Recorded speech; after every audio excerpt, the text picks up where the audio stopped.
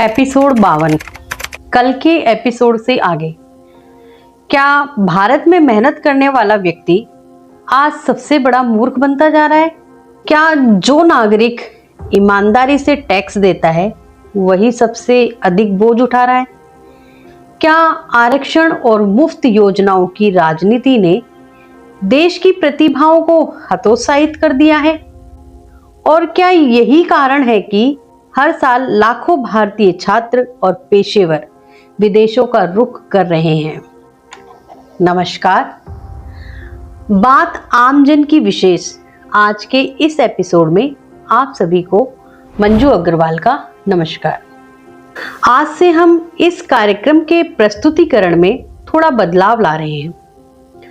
अब इस चैनल में कभी रमेश अग्रवाल और कभी मैं मंजू अग्रवाल कार्यक्रम प्रस्तुत करेंगे।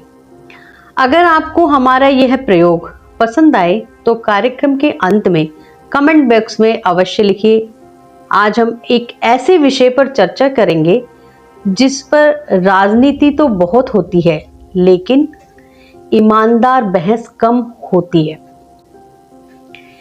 एक तरफ सरकारें दावा करती हैं कि मुफ्त योजनाएं गरीबों का अधिकार है, दूसरी ओर टैक्स देने वाला मध्यम वर्ग पूछता है मेरी कमाई का पैसा आखिर कब तक चुनावी वादों में खर्च होता रहेगा। इसी बीच आरक्षण की व्यवस्था पर भी लगातार बहस होती रही है। आरक्षण समर्थक कहते हैं कि यह सामाजिक न्याय का माध्यम है, विरोधी कहते हैं कि इससे योग्यता प्रभावित होती है और प्रतिभाशाली युवाओं में निराशा बढ़ती है। देश को आजाद हुए लगभग 80 वर्ष हो गए, लेकिन यह आरक्षण की व्यवस्था किसी स्तर पर समाप्त होने का नाम ही नहीं ले रही है। आखिर कब तक ये व्यवस्था चलेगी? वंचित, बीमार और बेसहारा आर्थिक रूप से कमजोर वर्ग का ध्यान रखना हम सबका कर्तव्य है और देश के नागरिक ऐसा करते भी हैं। कोविड काल में सरकार के अतिरिक्त व्यक्तियों व अनेक संस्थाओं द्वारा आम जन को राशन पानी की, दवाओं की, अन्य सभी तरह की सहायताएं निस्वार्थ बिना किसी सरकारी दबाव के उपलब्ध कराई गई थी। समाज के जिम्मेदार लोगों ने आगे आकर अपने इस सामाजिक दायित्व को पूरा किया था। कोविड काल में ही नहीं, सामान्य समय में भी विशेष व्यक्ति और सामाजिक संस्थाएं लोगों को भोजन, पानी, कपड़े, लत्ते, सर्दियों में कंबल इत्यादि वितरण के आर्थिक रूप से कमजोर वर्ग के लोगों के बच्चों की पढ़ाई लिखाई और पाठ्य पुस्तक वितरण, स्कूल ड्रेस वितरण इत्यादि का महत्वपूर्ण कार्य समाज के लोग बड़ी जिम्मेदारी से निभाते हैं। राष्ट्रीय स्वयं सेवक संघ के मार्गदर्शन में चलने वाले अनेकों संगठन, सेवा भारती, वनवासी कल्याण परिषद, विद्या भारती, विश्व हिंदू परिषद, आरोग्य भारती, संस्कार भारती, दीनदयाल शोध संस्थान, एकल अभियान, बाल संस्कार केंद्र, प्राकृतिक आपदाओं पर राहत एवं पुनर्वास कार्य इत्यादि संघ एवं देश के अनेक संगठनों द्वारा अपने अपने क्षेत्र में सेवा के कार्य निस्वार्थ रूप से किए जाते हैं। इनके अलावा भी समाज में विभिन्न जातीय संस्थाओं द्वारा लायंस, रोटरी क्लब, पुरुषार्थी सेवा समाज द्वारा समाज में जन कल्याण के कार्य नियमित रूप से और मेले एवं उत्सवों पर भी विशेष रूप से सेवा कार्य चलाए जाते हैं। आखिर फिर भी ये सामाजिक असमानता और गरीबी क्यों दूर नहीं होती? क्यों नहीं आजादी के बाद भी देश में समाज के असमर्थ कहे जाने वाले वर्ग की असमर्थता दूर नहीं होती? कितनी कितनी इन वर्गों के कल्याण की योजनाएं केंद्र सरकार और विभिन्न राज्य सरकारों द्वारा चलाई जा रही हैं। प्रधानमंत्री गरीब कल्याण योजना, आयुष्मान भारत, प्रधानमंत्री आवास योजना, प्रधानमंत्री किसान कल्याण निधि। इस योजना में देश के किसानों को प्रतिवर्ष 6,000 रुपए की सहायता दी जाती है। प्रधानमंत्री उज्ज्वला योजना, जल जीवन मिशन योजना, स्वच्छ भारत अभियान, प्रधानमंत्री मुद्रा योजना, अटल पेंशन योजना, ई श्रम योजना इत्यादि।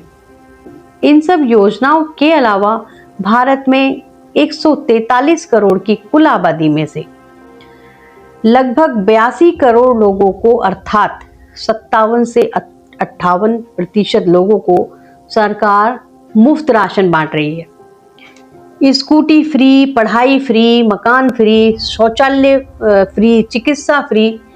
मित्रों, कहीं ऐसा तो नहीं?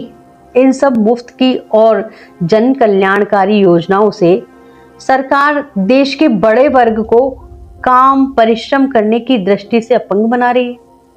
बच्चा पैदा होने पर जच्चा बच्चा से लेकर उसके पढ़ने लिखने, शादी ब्याह और लगभग सारी जिंदगी उसे किसी न किसी सरकारी योजना का लाभ मिलता ही रहता है। भारत की केंद्र सरकार और विभिन्न राज्य सरकारें भी इस दृष्टि से समाज के पिछड़े और वंचित वर्ग के लिए बहुत कुछ कल्याणकारी योजनाएं चलाती हैं। आज भारत की अनुमानित आबादी 143 करोड़ में से सिर्फ 3 से 4 करोड़ लोग अर्थात 2 से 3% लोग ही भारत में टैक्स जमा करवाते हैं। इन 2 से 3% लोगों के टैक्स के पैसे से ही देश की तमाम विकास की योजनाएं और जो ये फ्री की रेवड़ियां बांटने का कार्यक्रम चलता है। कल्पना कीजिए, अगर ये 2 से 3% लोग यह शिकायत करें कि हमारे टैक्स के पैसे से देश का विकास तो ठीक है, कुछ जन कल्याणकारी योजनाएं भी ठीक है, लेकिन हमारी मेहनत के पैसे से ये फ्री की रेवड़ियां क्यों बांटी जानी चाहिए? आज की वार्ता का उद्देश्य किसी वर्ग का विरोध करना नहीं है, बल्कि राष्ट्र प्रथम की भावना से यह समझना है कि आखिर भारत किस दिशा में जा रहा है।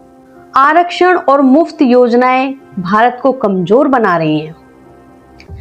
क्या टैक्स देने वाला नागरिक सबसे बड़ा बोझ उठा रहा है?